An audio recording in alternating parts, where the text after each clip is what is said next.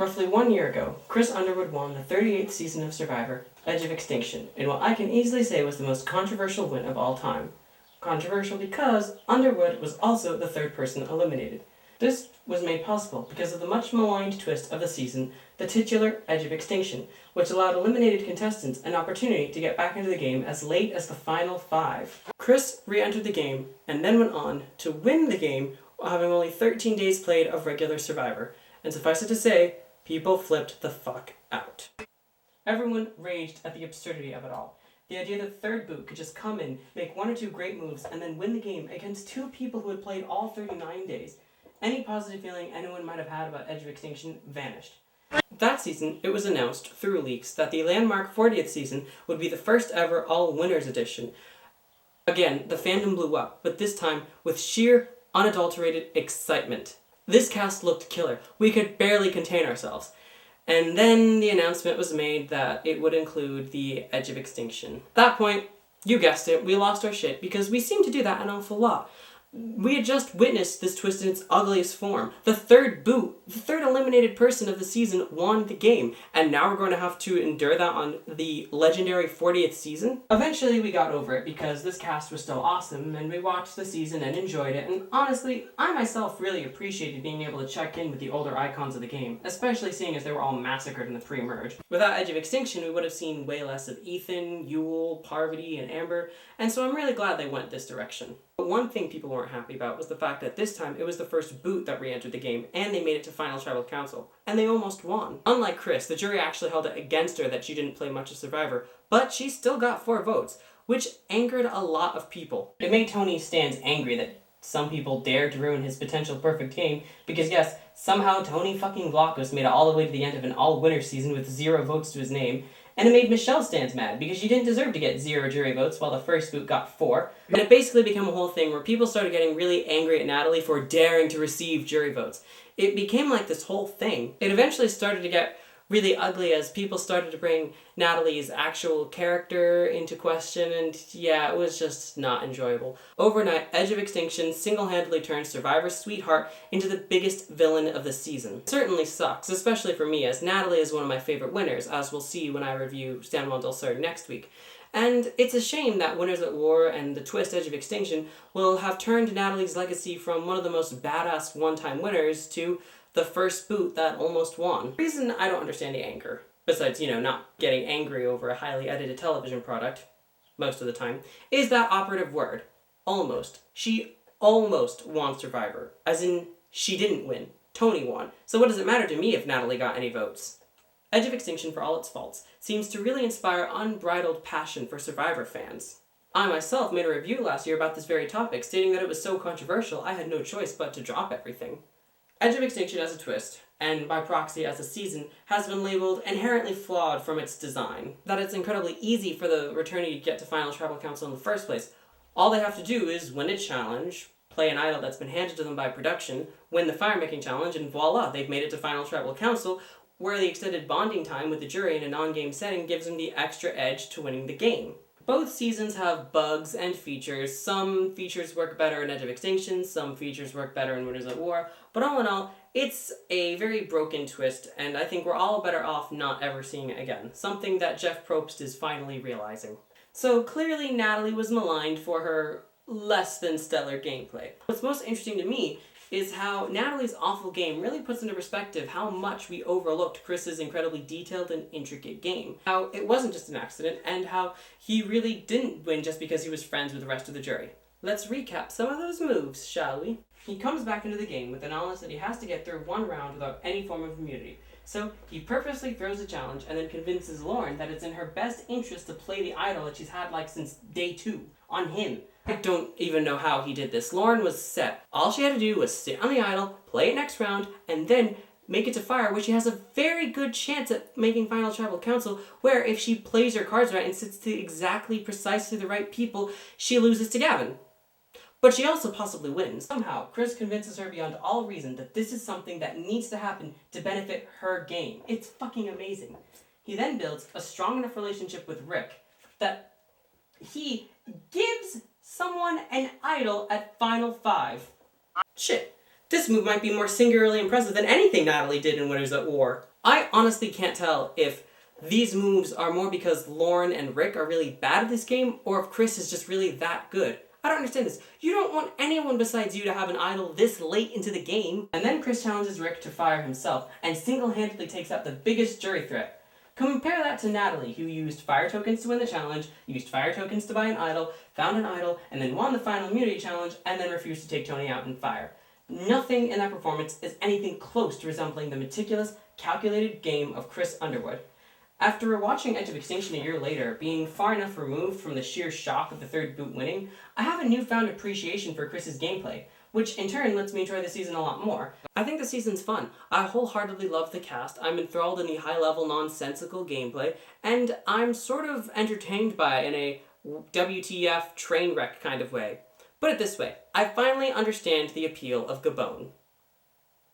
Is what I would say if that was Gabon's only crime and not, being filled to the brim with unlikable a-holes. If you genuinely think that the season story is worthless because the winner does not appear until the finale, I just have one question to ask you. Why is the winner story the only story that matters to you? What's especially funny is that people were so angry that Rick was getting such an obvious winner's edit. People were literally talking about, we were furious that Rick was winning season 38, and then he didn't, and we were even more furious. Watching it again, I can clearly see that me calling it Triple H 2.0 was massively overblown. He really doesn't play as many idols as I remembered. Watching it again, I can't even remember why I was so angry at him in the first place. Would I have liked somebody who would play the majority of the game to go on to win it? Of course I would. But Chris managed to take out everyone who was a legitimate jury threat. And hell, it's not like if he wins automatically if he makes it to the end. He doesn't beat Victoria. He sure as hell doesn't beat Rick. He might not even beat Lauren. He probably beats Lauren. But it's still dependent on what happens. If Vic and Rick go out back to back and say Lauren beats Gavin in fire after pulling her idol, well then she steals Chris's thunder on both of his accounts and maybe goes on to win the game. He didn't win because he made friends with the jury. Or at least not only because he made friends with the jury. Victoria and War Dog have all given very reasonable responses on why they voted the way they did and why they thought Chris deserved to win, which you can find on their Reddit pages. Now, on to talking about Edge of Extinction as a concept. As a television show, I think Edge of Extinction worked better in Winners at War. In Edge of Extinction, it was not a good use of the show's time. Besides really saying dude over and over again and laughing out at whomever was the next Edge resident, you don't want to be here, you're not going to enjoy yourself, it's going to suck. It was just, I am staring off into the horizon as I contemplate on my game and our life and what this journey means to me. Now, to be fair, a lot of this could also be said about Winners at War. It's different for two reasons. One, because we know these people. As alluded to earlier, it makes sense that we'd want to spend downtime with these iconic characters, especially considering for a lot of them this is their swan song. And two, the scavenger hunts actually feel relevant to the season because of one addition, fire tokens. I love fire tokens-ish.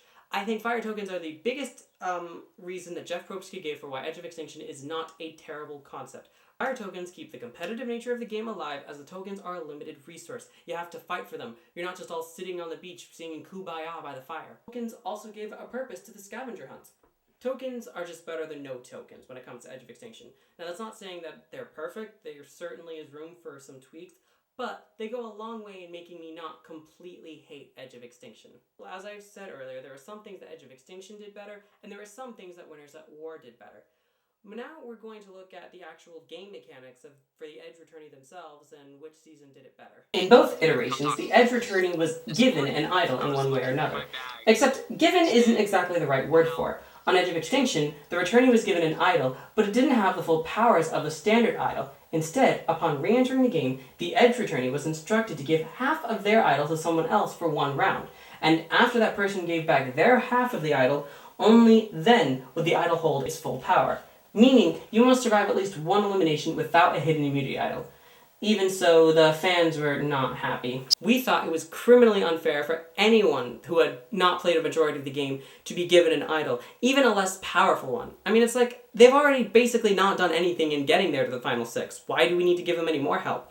This is also the first example that I can think of where production literally did just hand a contestant an idol, and that's a big problem, especially in an era where people are already complaining about the overabundance of idols and advantages. Some could argue that the idol situation was better on Winners at War, because instead of being given the idol by production, you had to buy the idol with the fire tokens that you have hopefully earned during your time on the Edge. I'm sure you noticed the problem though. While fire tokens help Edge work on a television perspective, they make an already fundamentally broken twist even more broken. Basically, the more time you spend on Edge of Extinction, the more time you have to find fire tokens, and thus the better chance you have not only to buy multiple hidden immunity idols, you also have a better chance to win the challenge to get back into the game in the first place, because you have money to buy advantages. Quite frankly, it's astonishing that Natalie did not win the game, as the odds were stacked even more in her favor than it was for Chris's. It's horribly unfair that Natalie is actually far more advantaged by being the first person taken out of the game than Nick was for being the last person taken out of the game. It actually benefits you the earlier you get eliminated, because it gives you the more chance to find fire tokens. Nick had 0 chance of finding fire tokens. He actually managed to stay in the game for this long, and his reward is being given basically 0 chance to get back into the game. Jeff has implied that the starvation you get from spending long periods of time on the Edge helps to counteract that, but seeing how powerful the advantages are, yeah, I don't think so. At the end of the day, Natalie is being rewarded for being voted out first.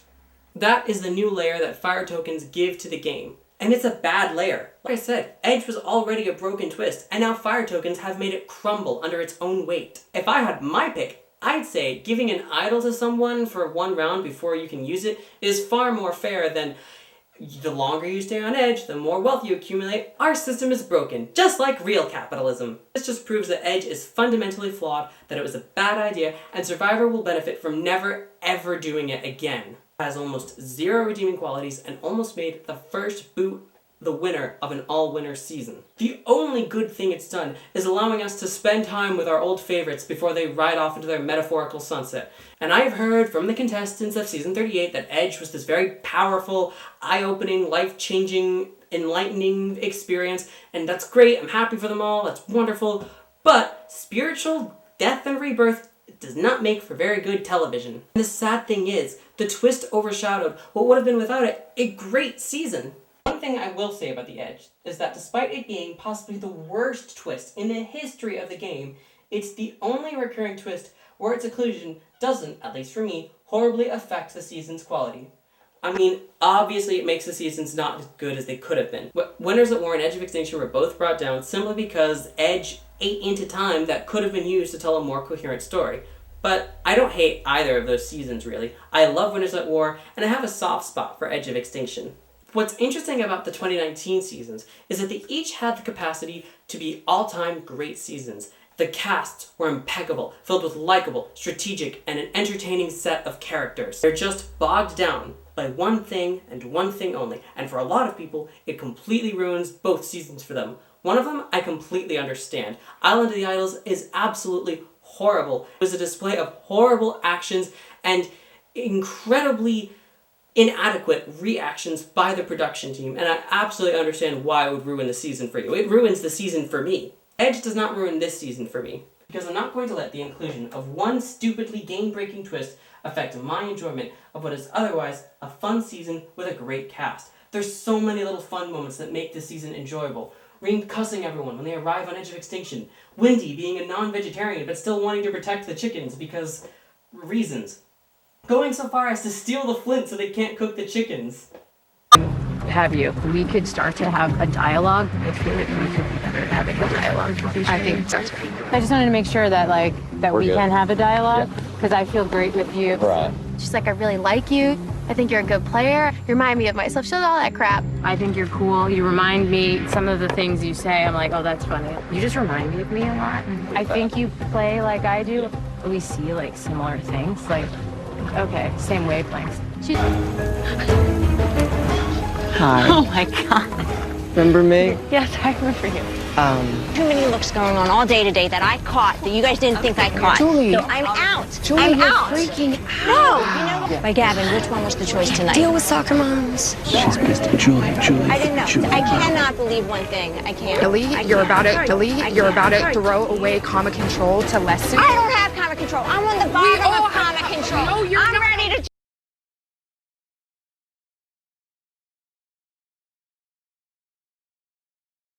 jump ship. I'm ready to jump ship. They're just the fun character moments. But you know what? I like strategy in my strategy game. I know, shocking. Hell, I even love big moves. I don't think they're necessarily good gameplay, because this season anyone who made a big move to take out one of the big threats was then immediately taken out the next round. But I don't get why they make for such bad television in the eyes of so many. I mean, do you hate fun? That's the only explanation I could muster for why you would hate big, exciting, aggressive things happening on television. That's the whole point. I do not even remotely understand why some people would think the show is worse because it's more exciting. Where does that come from? Hell, some people are so eager to criticize anything that they start getting mad at the jury for really inane shit. Like dancing. They got mad at Julia for daring to dance. How dare she? Nerve! How dare she not take this silly game show seriously? Moving on. Going back to why people would hate this season, it's because the third boot winning meant that everything between episode 4 and the finale was deemed pointless. Like the shit show that was the Game of Thrones finale that was airing alongside it, the final episode prioritized subverting expectations over telling a cohesive story.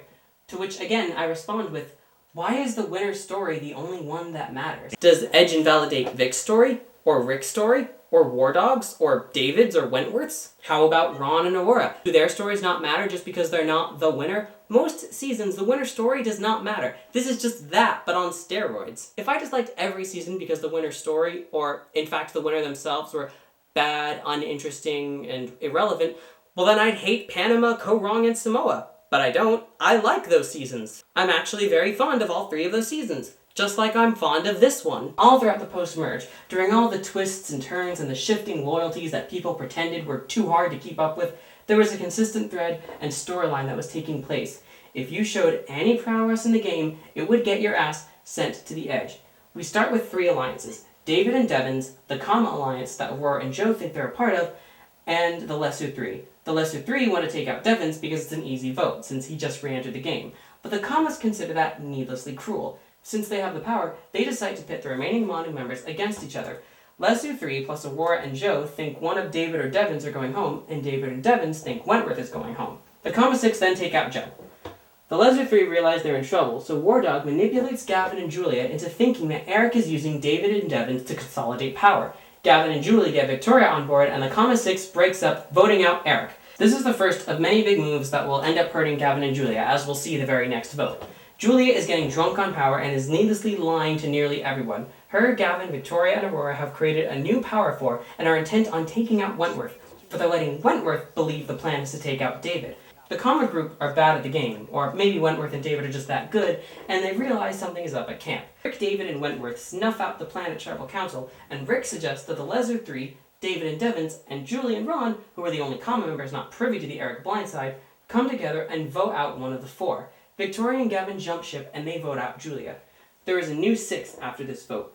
Gavin, Julie, Ron, Wentworth, Lauren, and War Dog. Victoria and Gavin continue to be floaters and jump onto the plan to take David out in the most straightforward vote out yet. The stability doesn't last for long though, as War Dog gets a case of big moves-itis and decides to take out Wentworth. Utilizing the votes of the outsiders, the stragglers, and only one person from his 6, he blindsides Wentworth, who, as I said last week, did nothing wrong. Then the Hyenas take out War Dog and Ron as they're the biggest strategic threats, leaving only Rick, who they famously cannot take out due to his idols and immunities, until Chris comes back and the rest is history. My point in detailing all of that was to show that this was the season of paradox. Anytime any player made an effort to make a big move, it always bit them back in the ass the next round. It happened when Julia took out Eric, when she could have, and should have, waited it out a few more rounds before blindsiding the 6. It happened when War Dog took out Wentworth, which then left him with no more shields and he was taken out the very next round. It exposes the beautiful paradox that is this game. You should always be assessing and reassessing where you are in the game and how you can improve your position. Sometimes that requires big moves, but you have to get the timing right. Nowadays, the jury won't respect you if they've perceived you as doing nothing, so you have to make a big move now and then, but make too obvious or too showy of a move, and then you'll get taken out. The secret is maintaining the perfect balance between being in control but not being in the driver's seat, something that Victoria seemed to be perfecting until... Chris has earned himself a spot back in the game! Chris, awesome job, man. Yeah, that's the real reason why Chris coming back is so awful. We don't get to see this fascinating power struggle reach its natural ending because Chris comes back and owns this game in 4 days better than Gavin and Julie did in their 39. Okay, so I was being a little intellectually dishonest earlier when I said Chris coming back shouldn't ruin the season. Because honestly, it is a little disappointing that all of those shifting loyalties and twists and turns I outlined earlier basically amounted to nothing because Chris came in and fucked it all up anyway. But damn if those 6 or 7 episodes don't make up some really good Survivor. I personally love it. Like Triple H before, the ending may be a bunch of horseshit, but the stuff in between is so good. So good that this time I think I can overlook the ending. First, because the cast is 1,000 times better than Triple H. And second, because Edge of Extinction is ultimately better than the Final Four Fire-Making Challenge. First, because we knew ahead of time that the Edge was the factor, and we weren't blindsided by it at the end. And secondly, because it wasn't a rule change. It was a gimmick. Sure, Jeff loved it enough so that he brought it back immediately for season 40, but then he listened to fan reception and it seems like we'll never be seeing it again. So now it's just a weird little train wreck that's confined to this season and season 40. The summer between Edge of Extinction and Winners at War, my hate for the twist was at its highest peak because I didn't know if this was the direction the show was headed. And if it was, then this season would be the start of that. So I would honestly have to hate it as much as I hate Triple H. But it didn't, so I don't. So, in conclusion, this was all an elaborate way to justify the fact that I kind of like Edge of Extinction. And I just realized I don't have an ending for this. Or do I? Devin, it's been a pleasure bringing you the news, but this is all for us. I hope to see you in the real world real soon.